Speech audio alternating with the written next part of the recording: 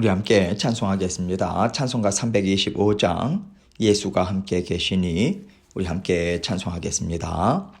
예수가 함께 계시니 시험이 오나 겁없네. 기쁨의 근원 되시는 예수를 위해 삽시다. 날마다 주를 섬기며 언제나 주를 기리고 그 사랑 안에 살면서 딴 길로 가지 맙시다. 이 세상 사는 동안에 주 이름 전파하면서 무한한 복락 주시는 예수를 위해 삽시다. 날마다 주를 섬기며 언제나 주를 기리고 그 사랑 안에 살면서 딴 길로 가지 맙시다. 이 세상 친구 없어도 예수는 나의 친구니 불의한 일을 버리고 예수를 위해 삽시다. 날마다 주를 섬기며 언제나 주를 기리고 그 사랑 안에 살면서 딴 길로 가지 맙시다. 주께서 심판하실 때 잘했다 칭찬하리니 이러한 상급 받도록 예수를 위해 삽시다. 날마다 주를 섬기며 언제나 주를 기리고 그 사랑 안에 살면서 딴 길로 가지 맙시다. 아멘. 기도하겠습니다. 하나님 아버지 감사합니다. 아버지 하나님께서 우리의 모든 영적인 순례의 여정을 지키시고 우리 각 가정마다 아버지 자녀들의 모든 삶을 다스려 주시고 간섭해 주셔서 감사합니다.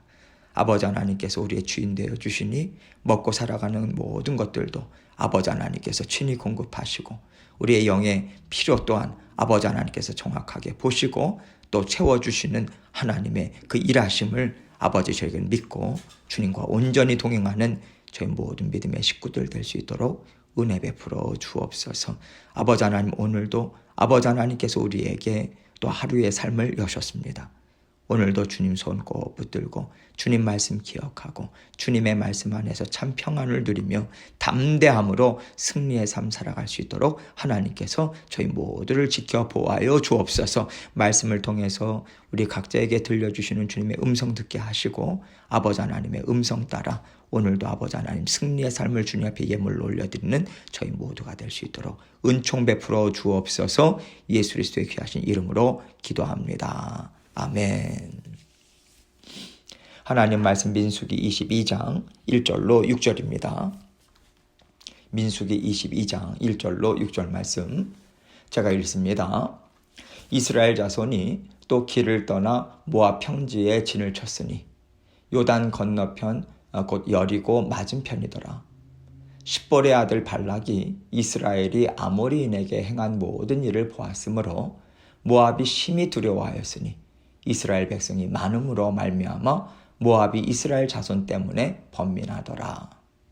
미디안 장로들에게 이르되 이제 이 무리가 소가 밭에 풀을 뜯어먹은 같이 우리 사방에 있는 것을 다 뜯어먹으리로다 하니 그때에 십볼의 아들 발락이 모압 왕이었더라. 그가 사신을 부올의 아들 발람의 고향인 강가 부돌에 보내어 발람을 부르게 하여 이르되 보라 한 민족이 애굽에서 나왔는데 그들이 지면에 덮여서 우리 맞은편에 거주하였고 우리보다 강하니 청하건대 와서 나를 위하여 이 백성을 저주하라. 내가 혹 그들을 쳐서 이겨 이 땅에서 몰아내리라.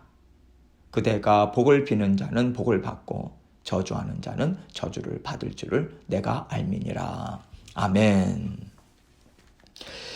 지금 이스라엘 백성들은요, 하나님의 인도하심을 따라서 가나안 땅을 차지하기 위해 다시 한번 재정비하는 시간을 갖고 있습니다. 그들이 하나님의 인도하심을 받는 과정을 우리가 한번 생각해 볼 필요가 있어요. 하나님께서는 광야를 지나는 동안 이스라엘 백성들에게 살아계신 하나님을 보여주셨습니다. 하나님은 언제나 살아계시죠. 그런데 살아계신 하나님이라는 표현을 우리가 쓸 때는요, 나와 함께 살고 계신 하나님, 나와 동행하시는 하나님, 이런 뜻이에요. 우리가 잘 살도록 지혜와 능력도 주시고 안전도 지켜주시고 필요도 공급해 주시고 우리가 걸어가는 길을 한 걸음 한 걸음 인도해 주시는 하나님이라는 뜻이 담겨 있는 거죠. 지금까지 하나님은요, 이스라엘 백성들을 그렇게 인도해 주셨습니다. 그런데 하나님께서는 세상 사람들이 살아가는 모습과는 참 다르게 이스라엘 백성들을 인도하셨죠. 세상 사람들은요, 터전을 잡고 열심히 일해서 땅에서 나는 소산을 통해서 먹고 살았습니다. 그런데 하나님은 이스라엘 백성들이 땀 흘리고 애써서 자신들의 필요를 채우도록 하지 않으셨어요. 하늘에서 만나를 내려주셨어요. 반석에서 물을 내서 그들의 삶을 영위하게 하셨습니다. 이 얘기는요, 너희의 힘으로 사는 것이 아니야. 함께 하시는 하나님의 은혜, 그 능력과 보살핌으로 사는 것임을 이스라엘 백성들에게 분명하게 가르쳐 주신 것입니다. 이것이 바로 오늘날 우리 하나님의 자녀들이 살아가는 구원의 삶이죠. 믿음의 삶입니다. 우리도 세상 사람들과 다르게 살아가잖아요. 세상 사람들은요, 자기가 계획하고요, 자기가 애써서 자기가 번 돈으로 살아간다고 생각합니다. 그러나 우리는요, 하나님의 자녀들은요, 하나님이 공급해 주시는 것으로 살지, 하나님이 인도해 주시는 길을 따라가는 것이, 이렇게 믿고 살아가거든요. 이스라엘 백성들은 광야에서 이렇게 구별된 삶을 경험하고 배우면서 살아왔다는 것을 생각할 수 있습니다. 그런데 가나안 땅은 새로운 땅이에요. 그러면 그 땅에서 어떻게 살아갈 것인가? 믿음의 삶은 변함이 없다는 것을 하나님은 가르쳐 주십니다. 너희가 이 가나안 땅에서의 삶이 광야에서의 삶과 다르다고 생각하지 마라. 그거 말씀해 주시고 이것을 각인시켜 주시는 길로 하나님은 인도하시는 거예요. 그걸 열어주시는 거예요. 그것이 바로 가나안 땅 정복전쟁입니다. 생각해 보세요. 전쟁을 치러야 된다고 할 때마다 이스라엘 백성들이 얼마나 두렵고 떨리겠어요. 그런데 하나님께서 한 번, 두 번 전쟁을 치르도록 하시는 거예요. 그러면서 그들이요, 전쟁은 우리가 하는 게 아니구나. 하나님이 하시는 거구나. 이것을 경험해서 알게 하시는 거죠. 그래서 전쟁을 눈앞에 둘 때마다 두려워서 뒷걸음을 치는 게 아니에요. 하나님께 부르짖고 의지하고 담대하게 전쟁을 치러 나가도록 하나님은 이스라엘 백성들을 성장시켜 가고 계십니다. 하나님께서는요, 가나안 땅을 차지하라고 하시면서 너희의 능력대로 하라고 하지 않으세요. 반드시 하나님의 주인 되심을 인정하고 하나님의 인도하심에 순종하고 하나님이 이를 이루어 주실 것을 믿는 믿음으로 감당하기를 하나님은 원하십니다. 그래서 우리는 걱정할 필요가 없어요. 우리가 어떤 일을 스스로 감당하는 게 아니거든요. 하나님이 반드시 도우시고 앞서 인도하시면서 감당하게 하시고 그 일을 이루어가게 하십니다. 이제 이스라엘 백성들이 강한 용사들로 주변에 소문이 나기 시작했어요.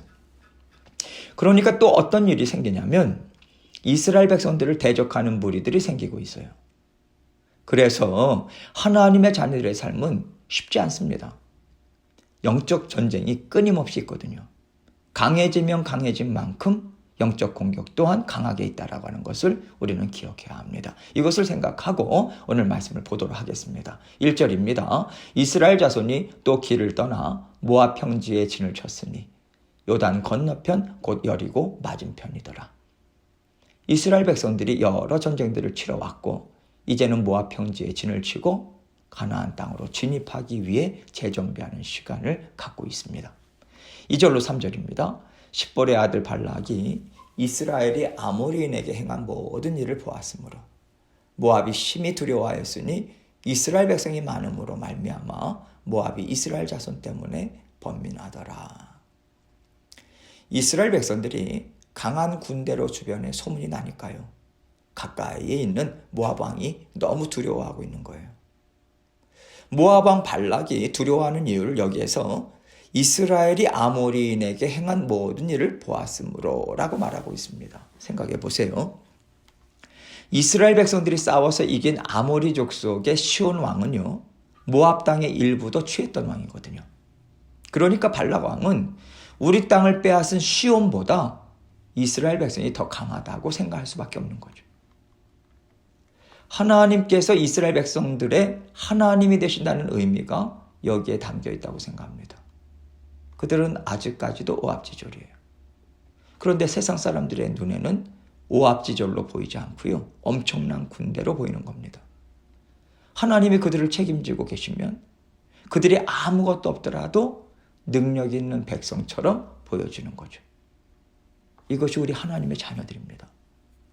사실 우리는 능력이 별로 없죠. 그러나 하나님이 늘 동행하셔서 돌봐주시고요. 덮어주시고요. 지혜 주시고요. 일을 이루어 가주시니까 우리가 이 땅에서 이루어가는 일들 때문에 세상 사람들은 우리를 더 크게 보게 되는 것입니다. 내 능력 때문에 지금 이 자리에 있는 게 아니에요. 내 애씀과 내 지혜 때문에 우리가 지금까지 살아온 게 아니에요. 우리는 보잘것없었는데 하나님께서 지혜 주시고 능력 주시고 일을 되게끔 만들어 주시니까 우리가 이만큼 이루면서 살아올 수 있었던 것입니다. 하나님은 우리가 이것을 깨닫기를 바라세요. 놓치지 않기를 바라세요. 여러분, 이거 못 깨달으면 우리가 내 능력으로 살아왔다고 착각해요. 그리고 내가 이만큼 지혜가 있고 능력이 있으니까 이 자리에 왔지라고 생각하면요, 이 모든 무거운 짐을 내가 다 질 수밖에 없어요. 그러면서 드는 생각이 무엇입니까? 이제는 감당할 만한 능력이 나에게 있지 않아. 나보다 더 똑똑하고 능력 있는 사람들이 치고 올라오는데 내가 내 자리를 유지할 수 없겠어. 이런 생각밖에는, 이런 낙심밖에는, 이런 절망밖에는 안 들어요. 그런데 나는 할 수 없는데 하나님이 내 능력 되셔서 지금까지 이 자리에 있게 하신 거지. 그렇다면 내가 능력이 부족하고 나보다 똑똑한 사람이 많아져도 무슨 상관이야. 하나님이 내 능력이 되시고 내 지혜가 되셔서 일을 이루어주고 계시잖아. 이 담대함이 생기는 거예요. 하나님께서는요, 이 담대함이 바로 믿는 믿음에서 나온다고 말씀하세요.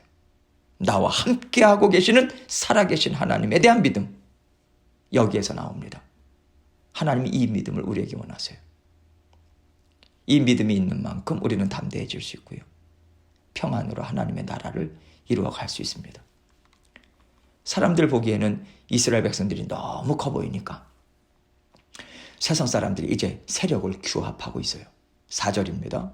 미디안 장로들에게 이르되 이제 이 무리가 소가 밭에 풀을 뜯어먹은 같이 우리 사방에 있는 것을 다 뜯어먹으리로다 하니 그때에 십볼의 아들 발락이 모압 왕이었더라. 모압 왕 발락이 우리 힘으로는 부족하니까 그러면 어떤 힘을 빌릴 것인가, 이것을 생각한 거예요. 그러면서 생각한 것이 미디안 족속인 거죠. 손잡으려고요. 미디안 족속은요, 시나이 반도에 넓게 퍼져 있었던 유목민이기도 하고요. 그 당시에 무역을 하던 상인들도 많이 있었습니다. 이들은 주변 정세를 그래서 대상으로 왔다 갔다 했기 때문에 주변 나라들을, 주변 정세를 잘 알았어요. 견문이 넓은 사람들이었습니다. 그래서 발락 왕은요, 우리가 갖고 있는 병력, 그리고 너희의 강점을 살려서 같이 이스라엘 백성을 대적해보자, 이렇게 생각하고 일어선 거예요. 5절로 6절입니다. 그가 사신을 부올의 아들 발람의 고향인 강가 부돌에 보내어 발람을 부르게 하여 이르되 보라, 한 민족이 애굽에서 나왔는데 그들이 지면에 덮여서 우리 맞은편에 거주하였고 우리보다 강하니 청하건대 와서 나를 위하여 이 백성을 저주하라. 내가 혹 그들을 쳐서 이겨 이 땅에서 몰아내리라. 그대가 복을 비는 자는 복을 받고 저주하는 자는 저주를 받을 줄을 내가 알미니라. 지금 이 말씀을 생각을 해보면요, 미디안 장로들이 발락에게 어떤 그 팁을 준 것 같아요. 우리가 들어보니까 전쟁을 할 때 상대방 나라를 저주하는 주술가를 세우면 전쟁에 이긴다더라. 이 얘기를 해준 거예요. 그러면서 추천해 준 사람이 바로 부올의 아들 발람인 거죠. 여기 부돌이라고 하는 지명이 나오는데요. 여기는 그 유프라테스 강변에 위치한 그 교통과 무역 요충지였습니다. 그래서 그 당시에 수많은 우상숭배자들, 복술가들, 주술가들이 모여들었어요. 그 당시에 발람은 특히 저주에 능한 사람이다 라고 하는 정평이 나 있던 사람이었던 거죠. 그러니까 발락은요, 그렇다면 그 방법 한번 써보자. 받아들여요. 그리고 발람에게 사신을 보냅니다. 애굽에서 한 민족이 나왔는데 그 사람들이 지금 우리 땅을 차지하고 있어. 이들을 좀 몰아내줘라. 내가 듣자 하니까 너가 저주하는 사람들은 다 저주를 받는다고 하더라. 우리를 위해서 일해준다면 그 보상을 내가 넉넉히 하겠다. 이 제안을 한 것입니다. 지금 저주하는 사람이 나온다라고 하는 것은요, 세상 사람들도 영적 전쟁을 알고 있다는 거예요. 물론 고대 시대이기 때문에 신에 대한 개념이 오늘보다 훨씬 강하겠죠. 오늘날보다. 그런데 우리는요, 지금 이 세상이 하나님을 대적하고 있다는 것을 분명히 생각해야 됩니다. 사회가 바뀌고 있고요. 사람들의 정서가 바뀌고 있고요. 교육이나 여러 법안들이 바뀌어가는 것을 보면 이것들이 하나하나 다 하나님을 대적하고 있어요. 육신적으로 믿음의 자녀들을 조여오는 것뿐만 아니라 영적으로 전쟁을 선포하고 있는 것입니다. 영적 전쟁이 고대 사회에서만 일어나는 것이 아니라 오늘날도 우리가 사는 이 시대에 피부에 와닿도록 강하게 일어나고 있다는 것을 우리는 기억해야 돼요. 세상 사람들은요, 하나님의 말씀을 무너뜨리고 사탄의 나라를 이루어가는데 이미 힘을 규합하고 있습니다. 그런데 하나님의 자녀들은 교회가 얼마나 어려운 상황이고 하나님의 자녀들이 얼마나 사방에 우겨쌈을 당하는 상황인지를 생각하지 않는 것 같아요. 하나님의 자녀들이 영적으로 깨어서 직시해야 되는 것이 무엇이냐면 영적 전쟁을 치열하게 치르고 있는 상황이기 때문에 우리가 먹고 살아가는 일에만 매진해서는 안 된다는 거예요. 먹고 사는 일이 영적 싸움과 연결되어 있다는 것을 생각해서 예수님의 이름으로 선포하고 예배에 집중하고요. 말씀에 우선순위를 두는데 힘을 쏟아야 된다는 것을 우리는 놓쳐서는 안 됩니다. 예배가 무너지면요, 먹고 살아가는 게 무너져요. 말씀이 무너지면요, 먹고 살아가는 삶이 무너져요. 내 삶이 무너지는 거예요. 하나님의 자녀로서 영적 전쟁을 힘있게 치러야만 우리의 육신의 삶도 든든하게 지킬 수 있다고 하는 것을 우리는 붙잡아야 합니다. 주님의 이름 선포하면서 하나님이 삶을 책임져 주신다는 믿음으로 먼저 하나님의 나라와 하나님의 의를 구하는 삶을 우리는 힘있게 추구해야 돼요. 말씀과 기도를 먼저 붙잡으세요. 예배 붙잡으세요. 놓치면 안 돼요. 그래야 영적 분별력이 생겨요. 담대함이 생겨요. 이 땅 위에서 살아가는 삶 가운데 어떻게 일들을 이루어갈 것인가, 이것이 보이기 시작해요. 예배를 놓치면요, 하나님의 말씀을 생각하지 않으면요, 아무리 먹고 살아가는 것에 열심히 매달려도 반드시 우리 맺는 열매는요, 풍성하지 못합니다. 이것이 하나님께서 세우신 영적인 법칙이에요. 영적 원리예요. 이 영적 원리를 얼만큼 내가 잘 깨닫고 내가 사용하는가, 살아내는가, 이것이 지혜입니다. 이게 이 세상을 살아가는 능력이에요. 전쟁은 하나님께서 친히 하나님께서 싸워나가 주세요. 믿으시고 살아계신 하나님을 인정하는 믿음으로 우리 주님 손 꼭 붙들고 기도와 말씀과 예배의 자리에서 붙잡는 거죠. 하나님의 손을요. 날마다 힘있게 승리하시면서 살아가시는 저와 여러분이 되시길 주님의 이름으로 축원합니다. 함께 기도합니다. 우리 삶 가운데 무너진 영역이 있습니까? 정말 하나님의 말씀을 시시때때로 생각하면서 그 말씀 붙들고자 애쓰면서 살아가는가? 진지하게 심각하게 우리 자신에게 질문을 던지고 그것부터 하나님께 온전히 올려드리고 힘있게 살아가기 원합니다. 이 고백으로 하나님 앞에 나아가는 저와 여러분이 되기를 원합니다. 함께 그거 먼저 기도하시고 또 계속해서 기도하는 자리로 나아가도록 하겠습니다. 기도하시겠습니다.